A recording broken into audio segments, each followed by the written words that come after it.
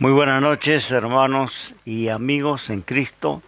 Les saludo nuevamente desde casa para compartir la palabra del Señor, un día sábado, pasado un poquito de las 19:30 horas.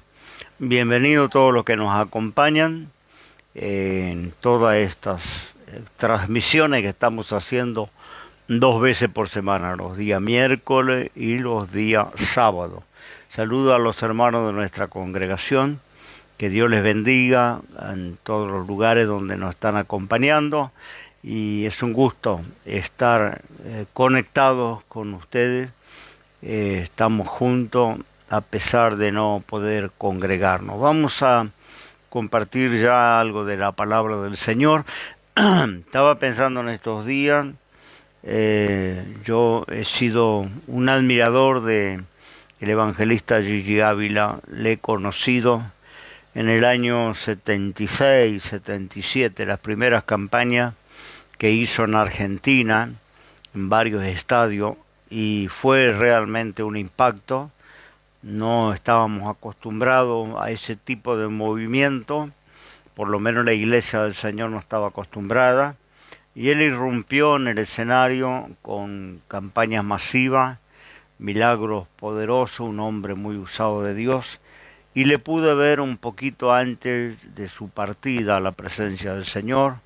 Vino acá por nuestra zona también a hacer una presencia en un movimiento, y ahí le pude ver. Ya estaba muy anciano, muchos años. ¿Y por qué lo menciono? Porque el lema de él en todas sus campañas, él tenía un ministerio profético, no como ahora se le llama profeta a los pseudos, ¿no? Profetas que han aparecido.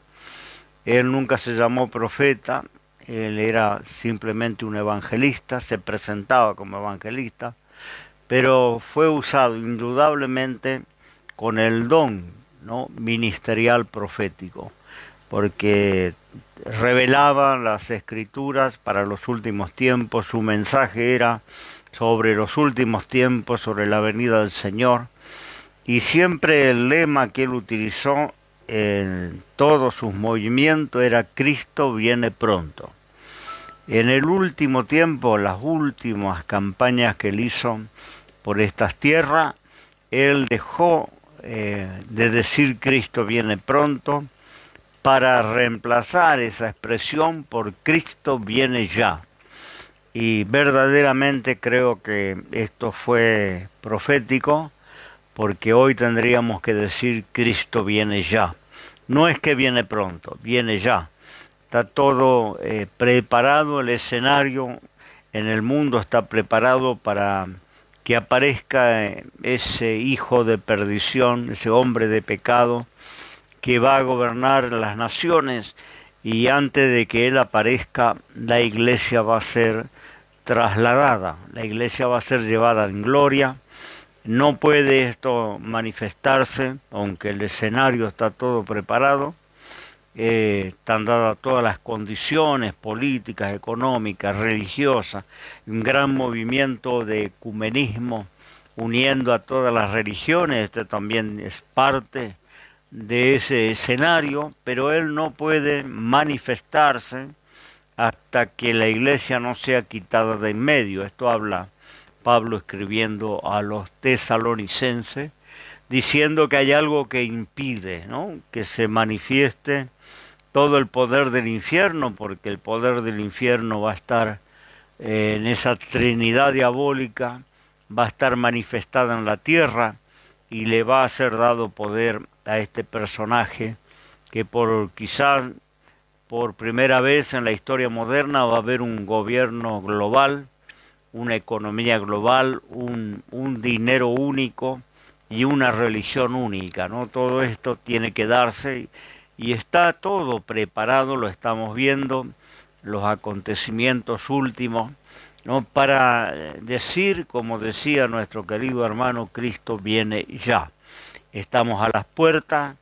No, conversando con algunos siervos del Señor, decimos que toda esta plaga, esta pandemia, puede terminar solamente de dos maneras: o que el Señor venga y se lleve a la iglesia, o que el Señor extienda su misericordia en su paciencia, dándonos un poco de refrigerio, un poco más de tiempo, para que todos procedan al arrepentimiento, para que no se pierdan los que se van a perder, ¿no? Que tengan la oportunidad. De esto hablaba Pedro, que la tardanza el retraso de la venida del Señor no es tardanza, sino paciencia para que todos se arrepientan. Quizás la paciencia de Dios nos dé un tiempo de gracia, o quizás la iglesia salga del escenario del mundo, ¿no? Pero tenemos muchas señales. Yo quiero tomar un versículo que está en Tesalonicenses para compartir con los hermanos, porque bien se dice que el día, la hora de la venida del Señor nadie sabe.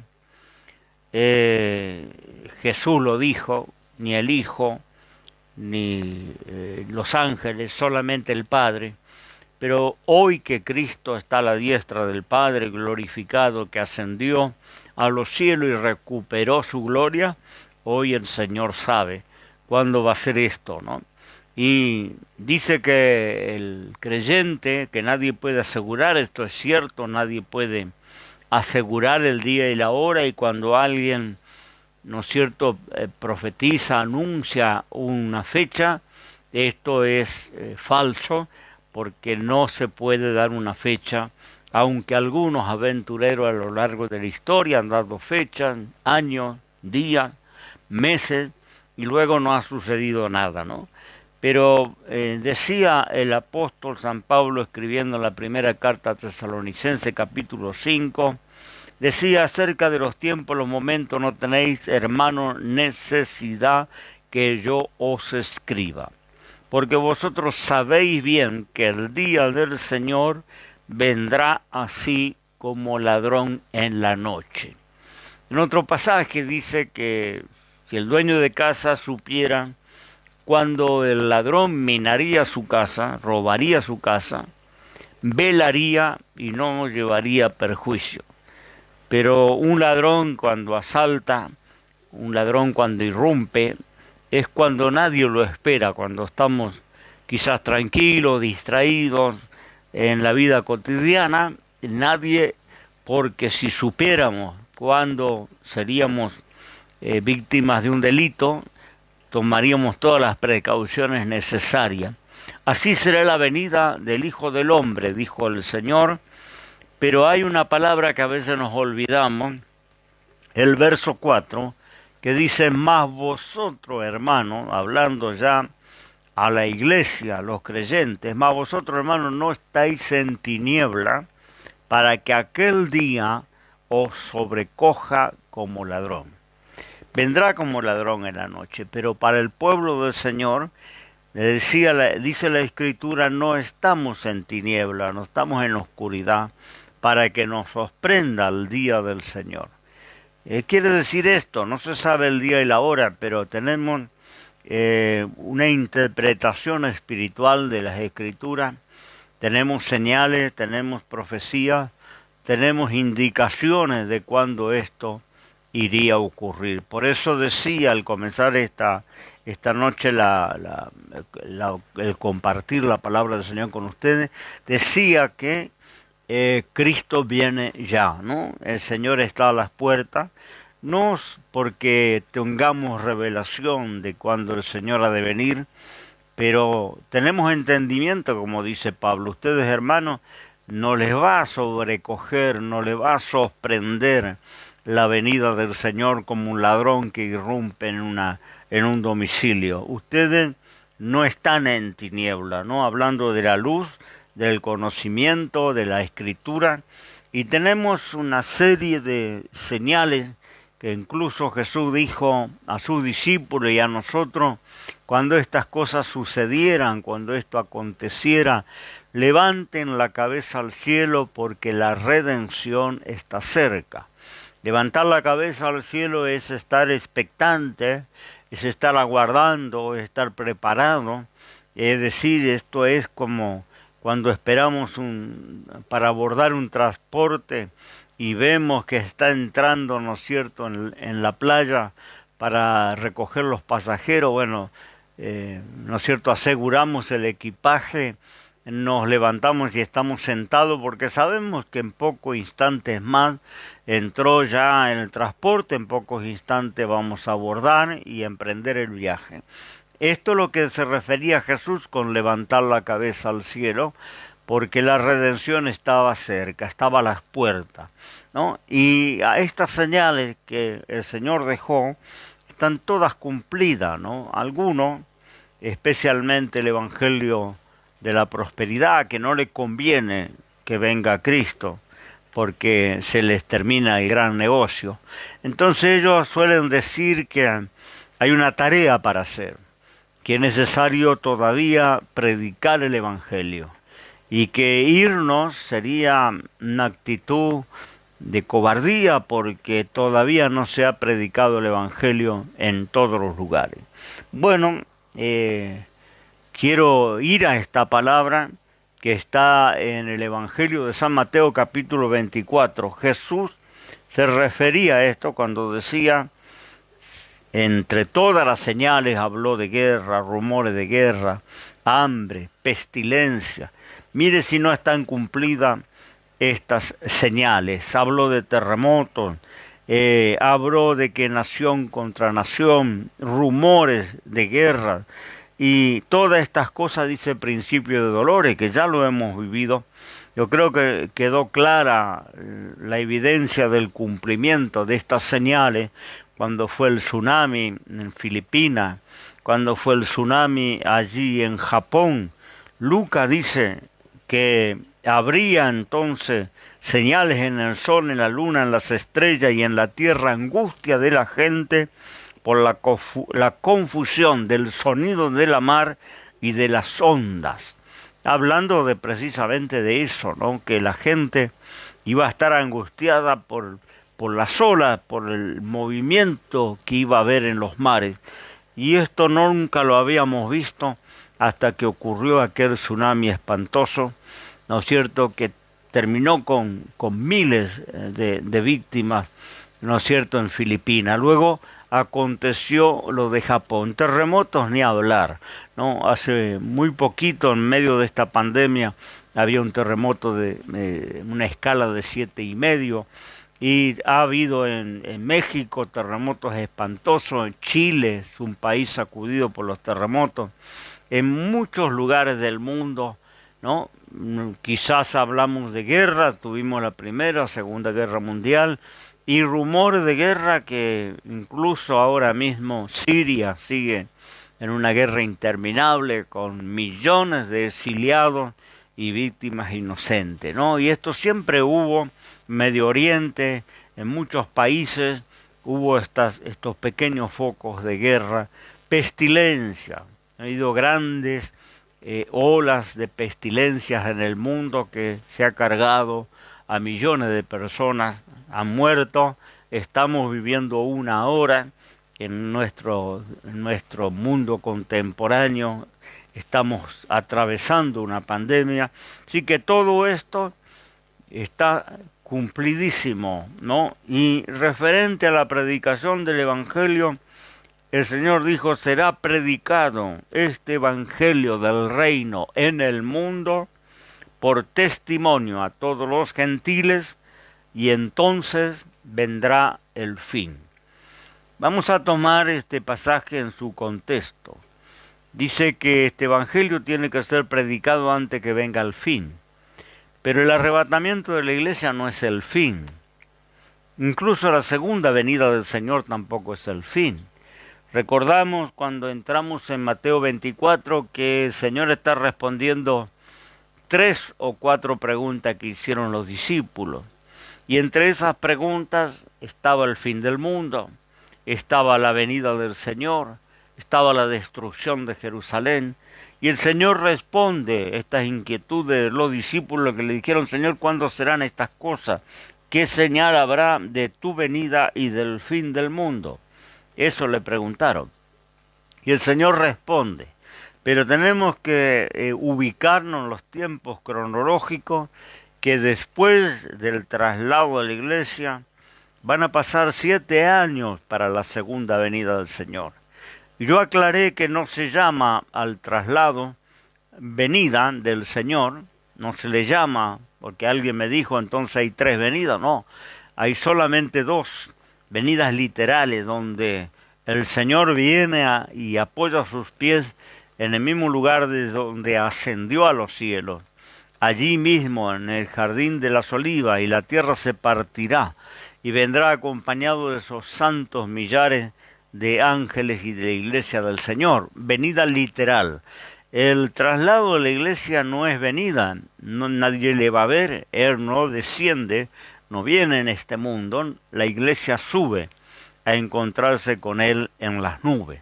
Por eso la Biblia se presta a esta confusión, que algunos, ¿no es cierto?, ubican el arrebato, el arrebatamiento de la iglesia junto con la segunda venida, la resurrección de los creyentes con la segunda venida. La resurrección va a ser en el rapto de la iglesia, y la segunda venida ocurrirá después de 7 años, y el fin del mundo ocurrirá después del milenio. Es decir, que después de la segunda venida tendrán que transcurrir todavía 1000 años, que es el reino de Cristo, junto con la iglesia, va a gobernar este mundo después de terminar con el anticristo, el falso profeta, la bestia, ¿no?, encerrar a Satanás.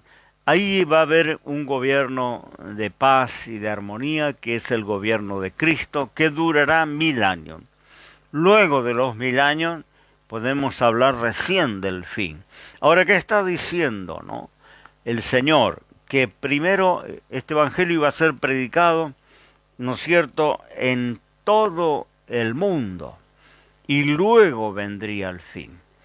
Aquí tenemos que aclarar que después de que la iglesia sea trasladada, se va a seguir predicando. Durante la gran tribulación se va a predicar. Siempre se va a predicar. Luego que se haya predicado en todas esas etapas cronológicas, vendrá el fin. Pero nunca se va a dejar. Le digo más, ¿no? Cuando la iglesia sea trasladada, salga del escenario, el pueblo judío se va a convertir masivamente, van a aceptar al Mesías y van a venir a la fe, y ellos van a ser los predicadores en esa etapa oscura de la humanidad, en la gran tribulación. Ellos van a predicar, y va a haber muchos que van a creer, algunos cristianos que se quedaron, que no fueron en el rapto, otros que conocen la palabra y verán el cumplimiento de las profecías y se volverán a Dios, y habrá muchos a los cuales el pueblo judío serán los predicadores. Serán esos, para empezar, ese puñado de hombres que la Biblia habla en un número de 144.000, que por ahí, ¿no es cierto?, los testigos de Jehová se atribuyen que son ellos. Son judíos, 12.000 de cada tribu, y son hombres que Dios va a levantar en esa etapa para predicar el Evangelio. Le digo más, usted sabe que siempre hemos dicho que a los ángeles del cielo no le es permitido predicar el Evangelio. Ellos no pueden predicar el Evangelio porque ellos no han experimentado el perdón. Los ángeles obedientes no han pecado, no saben lo que es arrepentirse y no saben lo que es pecar, y por supuesto no saben lo que es el perdón de Dios. Por eso los ángeles que anhelaban, ¿no es cierto?, ser parte del trabajo de la iglesia, no les fue permitido, ¿no? Lo único que pueden predicar el Evangelio son pecadores arrepentidos, pecadores redimidos, que han experimentado la misericordia de Dios. Los ángeles no les es dado. Recordamos cuando, ¿no es cierto?, aquel ángel apareció, ¿no es cierto?, para Cornelio, y le mandó a la casa de Saulo de Tarso. El ángel podía también, cuando le apareció a Saulo en el camino, revelarle el plan de salvación. Sin embargo, le dijo que vaya a un cierto lugar donde alguien le diría lo que le conviene hacer, porque cuando él tiene aquella experiencia, Señor, ¿quién eres? ¿Qué quieres que haga? ¿No? Y se te dirá lo que te conviene hacer. Y luego manda un ser humano, ¿no? Manda a Ananías para predicarle el Evangelio, ¿no? Entonces estamos viendo que los ángeles no les es permitido predicar el Evangelio, pero en el tiempo de la gran tribulación, Juan veía algo que iba a cambiar un poco ese concepto. Dice en el Apocalipsis 14:6, vi otro ángel volar de en medio del cielo que tenía el Evangelio eterno para predicarlo a los que moran en la tierra, a toda nación y tribu y lengua y pueblo. ¿Qué quiero decirle con esto? Que no se preocupe por la tarea de predicar el Evangelio. El Evangelio va a seguir siendo predicado, así la iglesia no esté más en la tierra.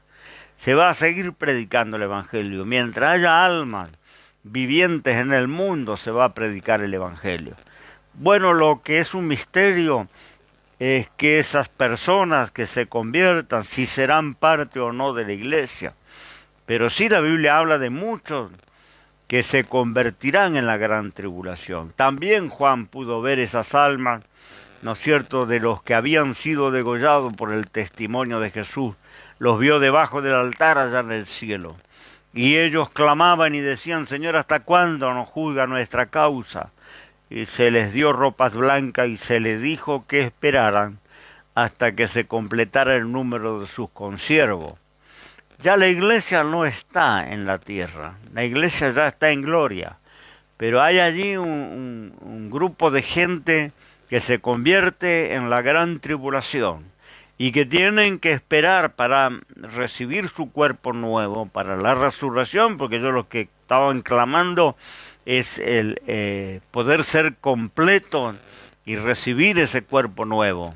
Estaban las almas, y las almas anhelan recibir ese cuerpo nuevo. Eso es lo que ellos clamaban, y se les dijo que esperaran hasta que se completara el número de sus consiervos, que iban a pasar por el martirio como ellos pasaron.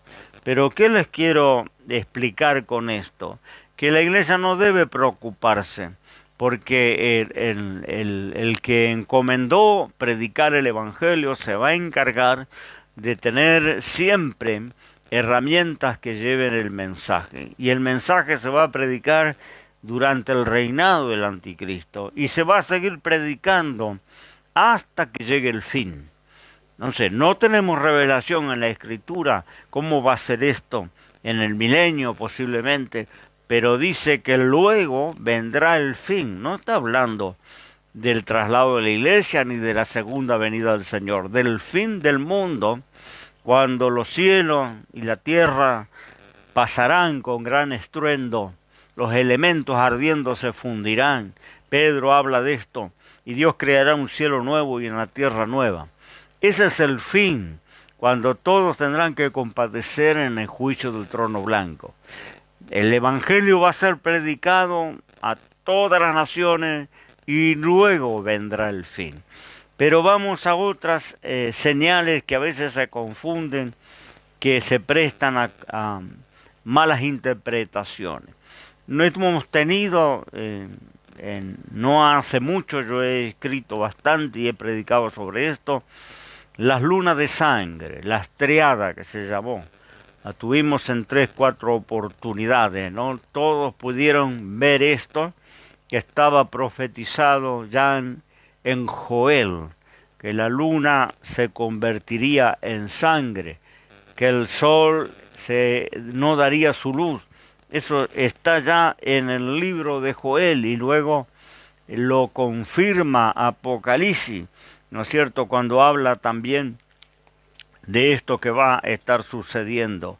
Dice, cuando abrió el 6º sello, he aquí fue hecho un gran terremoto, y el sol se puso negro como un saco de cilicio, y la luna se puso toda como sangre. Algunos decían que el ser humano va a conquistar el satélite y que va a haber guerras que se van a desatar en la luna y que se va a derramar sangre en la luna. No, no está diciendo que la luna se va a teñir de sangre, se va a poner como sangre. Y esto ya sucedió y creo que está anunciado para dentro de un tiempo nuevamente esta señal clara que todos la han podido ver. Después está el tema del tercer templo, es un tema apasionante, ¿no? Porque Israel, 70 años después que Cristo ascendió a los cielos, perdió su segundo templo y a partir de ahí cesaron los sacrificios, terminó el sacerdocio, luego Israel fue esparcido por las naciones y ellos anhelan construir ese tercer templo. Algunos dicen que tiene que estar construido antes que la iglesia se vaya. No va a suceder así. Ese templo va a comenzar su construcción física después que la iglesia sea trasladada, ¿no? ¿Por qué le llevo a este tema? Para que usted entienda ¿no es cierto?, la hora que estamos viviendo en el reloj profético, para que usted entienda que Cristo viene ya, los que conocen la Biblia, los hermanos que han escuchado predicar esto por años, para que lo entienda. Le estoy dando un panorama muy sintético de las señales cumplidas, que todas se han cumplido, no hay ninguna. Si faltaba alguna de las pestilencias que ya hubo en el mundo pestilencia que terminó con millones de vidas, pero ahora tenemos una en los días contemporáneos, ¿no? Para que nosotros, estas generaciones, experimentemos el cumplimiento de la palabra del Señor, ¿no?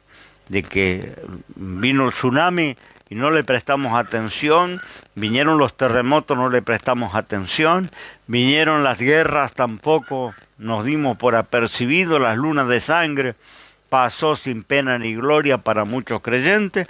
Ahora estamos en una pandemia mundial, el mundo entero se tuvo que detener por esta plaga, ¿no? Pero está todavía ese debate, no nos vamos a ir porque hay que predicar el Evangelio. No se preocupe, el Evangelio está en las manos del Señor.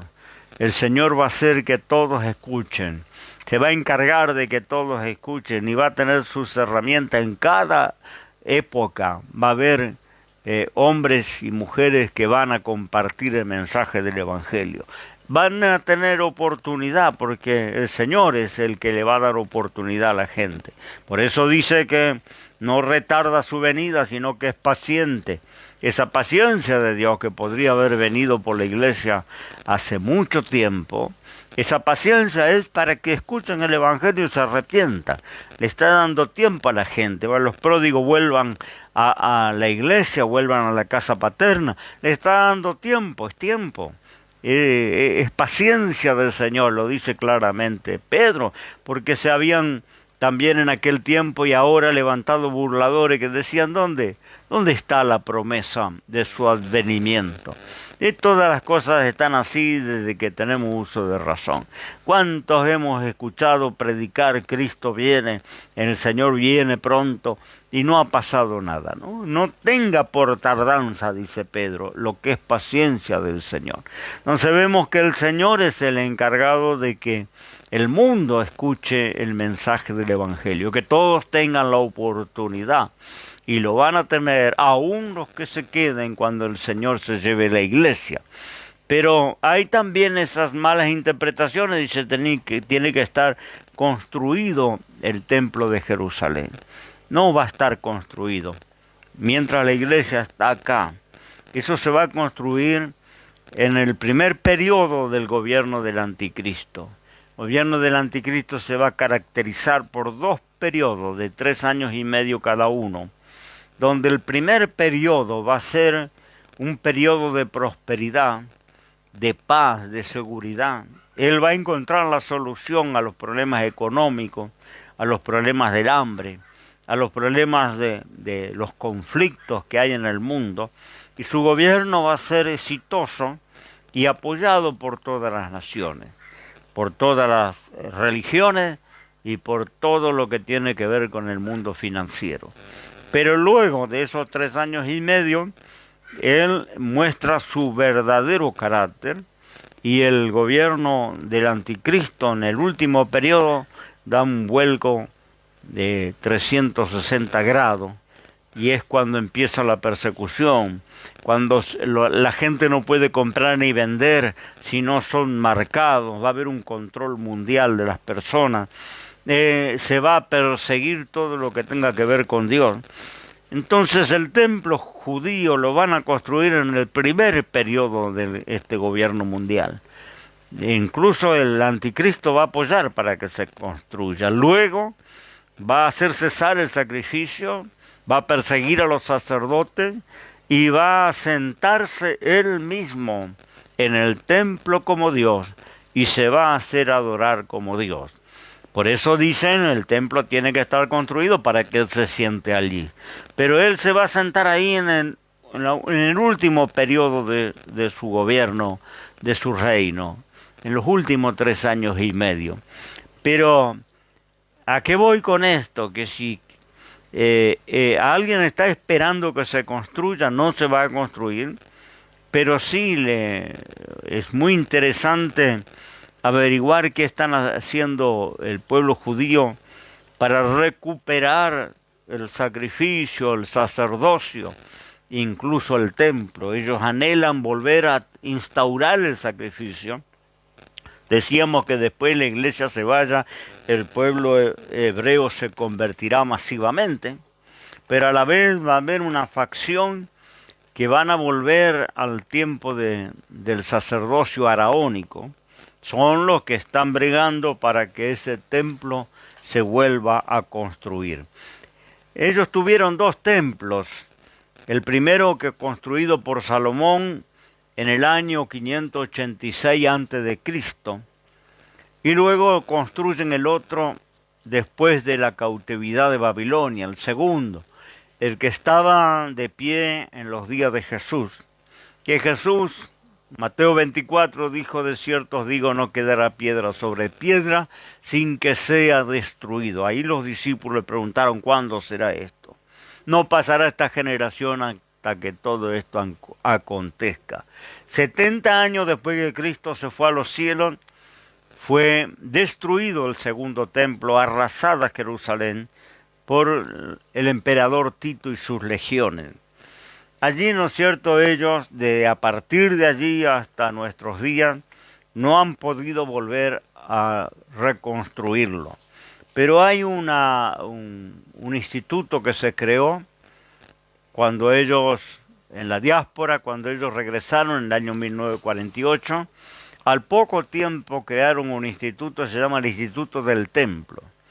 Y es una organización que está trabajando arduamente para hacer los preparativos para la reconstrucción de lo que sería el tercer templo. Esto lo podemos añadir a las señales de la venida del Señor, porque si cuando la iglesia es trasladada se empieza a construir el templo, sería interesante saber que esta institución judía tiene todo preparado para construir el templo en muy poco tiempo.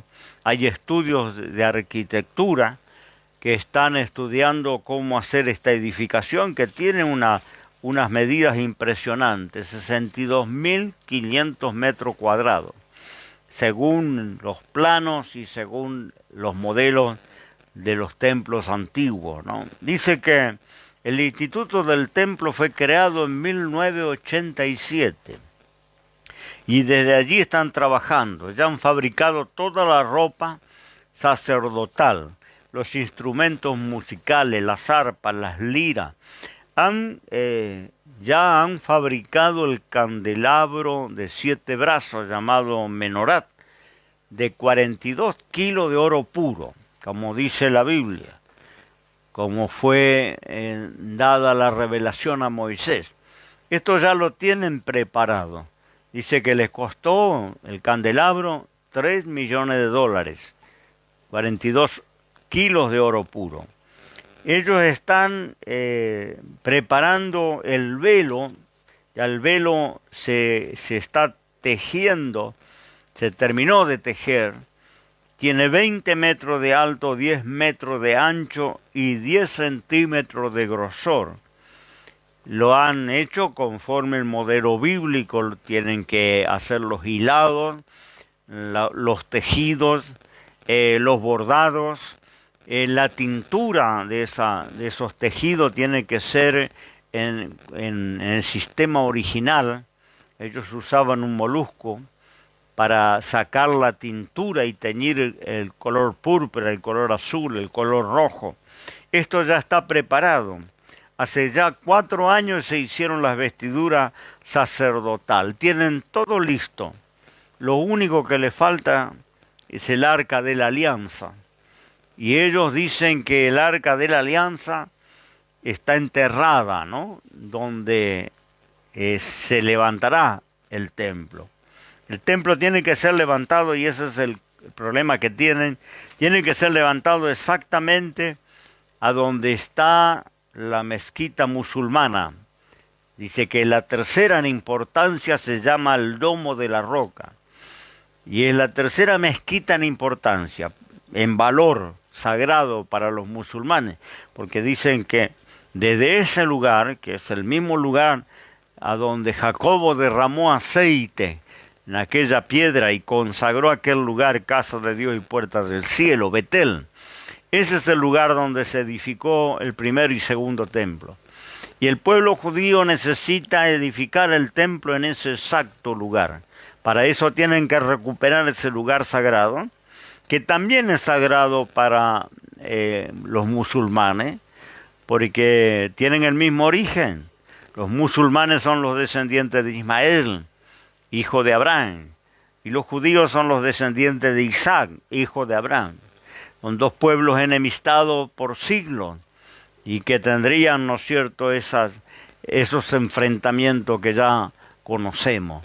Entonces los mismos tienen el mismo patriarca, tienen casi la misma historia original en común y tienen los mismos lugares sagrados. Entonces en ese lugar sagrado que está esta mezquita ellos tienen que recuperar, para eso tiene que desaparecer esta mezquita. Ese es el único estorbo que tiene para reconstruir el tercer templo. Lo tienen todo preparado y los musulmanes tienen ese lugar como muy sagrado porque dicen que desde ese sitio Mahoma ascendió a los cielos, el profeta Mahoma. Bien, hay 70 países musulmanes que están detrás de esto, ¿no? Y hay toda una campaña mundial del pueblo judío para recaudación de fondos para la reconstrucción del tercer templo. Y está todo preparado. Le faltaban algunos detalles que se han dado en este último tiempo, y por eso le quería compartir estos datos. Le faltaba ubicar la tribu de Leví, la tribu araónica, porque lo único que pueden oficiar sacerdotalmente son los levitas. Y como fueron dispersados y las tribus se perdió el origen de las tribus, ellos tenían que rastrear, ¿no?, de alguna manera para ubicar a los descendientes de Leví.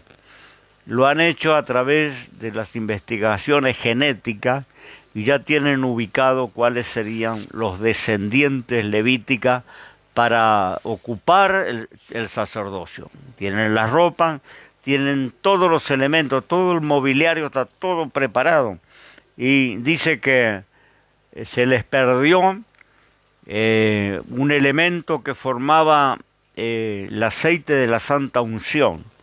Había un árbol que se extinguió y ese árbol se sacaba un elemento, un bálsamo, ese árbol está extinto, crecía a la orilla del Mar Muerto y se les extinguió ese árbol y ese elemento que llevaba el aceite de la santa unción. Necesitan ese aceite para ungir a los sacerdotes que van a oficiar el culto y el sacrificio.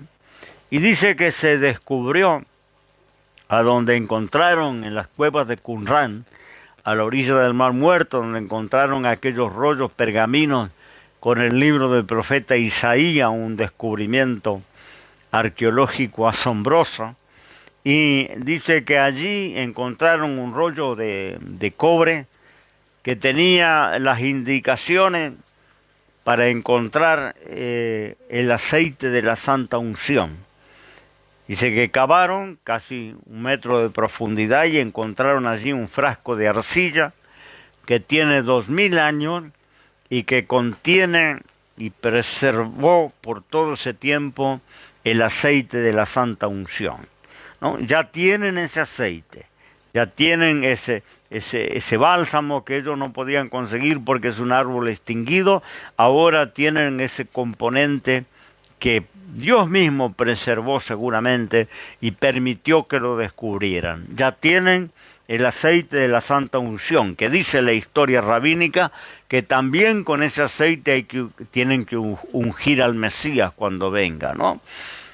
Le faltaba eso, lo lograron. Le faltaba ubicar el linaje de los levitas, lo tienen ubicado.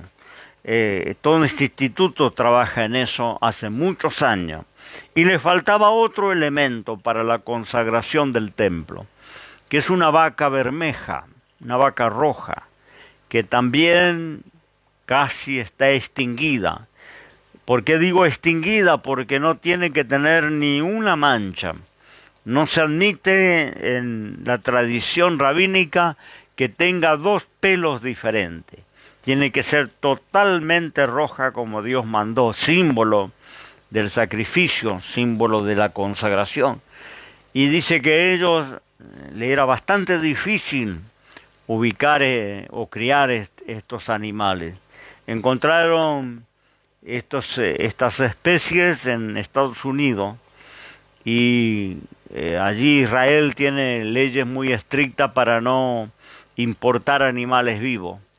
Entonces llevaron a Israel embriones congelados e hicieron nacer estos animales y los están criando para ya tener preparada la vaca roja que también la tradición y la ley marcaba para el sacrificio y la dedicación del templo. Todo esto no es casualidad. Todo esto hace parte de las señales de la venida del Señor. Si alguno dice que tendría que estar construido el templo, no va a estar construido, pero está todo preparado y armado para que en muy poco tiempo nuevamente el sacerdocio araónico esté funcionando, los sacrificios vuelvan a funcionar y el templo esté levantado. Esto lo pueden hacer en muy pocas semanas. Tienen todo listo para hacerlo, tienen los fondos, han recaudado fondos en el mundo entero. Estaba leyendo que incluso hay grandes megas congregaciones evangélicas que han cooperado con fondos para que Israel reconstruya el tercer templo. ¿Qué quiero decirle con todo esto? Darle un poquito de información, que no falta nada para que Cristo venga a buscar la iglesia. Estamos recorriendo el tramo final en el reloj profético. La iglesia se va. Que no se aflija demasiado por la pandemia, por la carestía, por las cosas que van a suceder en el mundo entero. Haga lo que dijo el Señor, levante la cabeza al cielo. La redención está cerca. La iglesia se va con el Señor y Cristo viene ya, no viene pronto, viene ya. Así que prepárese para ir con el Señor. Si está apartado, vuelva. Si se fue de la fe, reconcíliese. Si nunca fue cristiano, comienza a leer la Biblia y venga a Dios, porque no va a haber oportunidad después que la iglesia se vaya. Va a haber oportunidad de escuchar el Evangelio, pero no va a ser por gracia la salvación. Va a ser por martirio, porque va a haber un gobierno que va a perseguir a todo lo que tenga que ver con Dios. Este mismo personaje va a buscar que se le adore como Dios. Va a ser una época muy difícil. Va a haber gente que va a creer y se va a convertir y se va a reconciliar. Pero yo no quisiera estar en esa época. Y creo que usted, que conoce la palabra, tampoco. Vuélvase a Dios esta noche, hermano querido. Nos vamos. de que la cosa se ponga muy difícil, nos vamos a la presencia del Señor.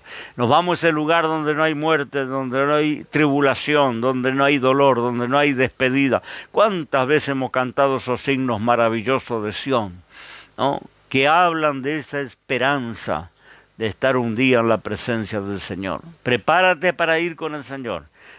Vuelve a la fe si estás apartado. Y si eres pródigo, llama a cualquier siervo de Dios. Me decía un pródigo, ¿qué hago ahora? Yo quiero volverme a Dios. ¿Qué hago? No hay reuniones, la iglesia está cerrada. Llama a un siervo de Dios que vaya a orar por ti, que te reconcilie con el Señor, que te ate de nuevo con la iglesia. Esto lo puede hacer cualquier siervo del Señor. Pero no deje pasar, no dejes demorar esta decisión. Una decisión que tienes que tomar ahora. Porque puede ser hoy, puede ser mañana, puede ser el mes que viene. Cristo se lleva a la iglesia y tú te quedas. Que Dios te bendiga. Quiero hacer una oración y prepara lo que hemos predicado por años, lo estamos viviendo, lo estamos protagonizando. Así que debemos tener gozo en el corazón. Estamos mucho más cerca que cuando creímos. Que Dios te bendiga. Hago una oración por ti, me acompaña. Si quieres orar y si no sabes orar, habla con Dios con tus expresiones, inclina tu cabeza, pídele a Dios que quieres conocerle, que quieres conocer la palabra, y Dios es poderoso para revelarte la palabra y salir a tu vida, a tu encuentro. Oramos al Señor. Padre, en el nombre de Jesús hago una oración en esta noche con todos los hermanos en Cristo que nos acompañan aquí en Argentina y en otros lugares. Hermanos que un día escucharon el mensaje y creyeron y aceptaron al Señor como su Salvador y Señor de sus vidas. Padre, si alguien se apartó habiéndote conocido, alguien volvió atrás, Señor, y ahora no tiene fuerza, dale, Señor, esa oportunidad de reconciliarse, de volver a tu casa, a la casa paterna, Señor, para que cuando venga, Él pueda estar allí con tu pueblo. Sabemos que viene pronto, sabemos que no hay tiempo, Señor, por delante. Todo está cumplido, todos los acontecimientos nos señalan y nos indican que tú vendrás. Y dijiste que la iglesia no es de las tinieblas para que ese día nos sorprenda. Tenemos entendimiento, tenemos señales, tenemos la palabra, Señor, que nos da luz para que no nos seamos sorprendidos como muchos serán sorprendidos. Conocemos y entendemos que tú estás a las puertas. Ven, Señor Jesús, por la iglesia que te espera aquí. En el nombre de Jesús, amén y amén.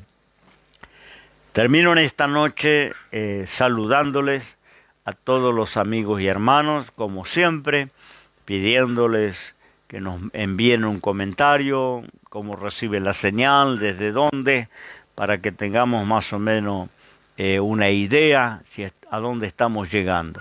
Entonces, mándenos un saludo con el sitio de donde usted nos está acompañando, y desde ya estamos en las redes, en Facebook. Pueden encontrarme por Sergio Heber, tengo dos, el biográfico y el público, y puede allí hacer preguntas, pedirnos oración, mandarnos un comentario, una sugerencia. Vamos a atender a todo y lo atiendo yo personalmente, ¿no? Estamos en ese lugar, así que también allí tenemos en YouTube, tenemos un canal también por Sergio Hebel, donde todos estos videos que estamos subiendo cada semana están allí para repasarlo, para compartirlo. Y también suscríbase si quiere recibir el aviso cada vez que subimos un video. Suscríbase también en la página de YouTube. Un abrazo grande, hermanos queridos. Si así el Señor lo permite, si Cristo no ha venido, nos reencontramos nuevamente el día miércoles 19:30 horas desde casa. Dios le bendiga.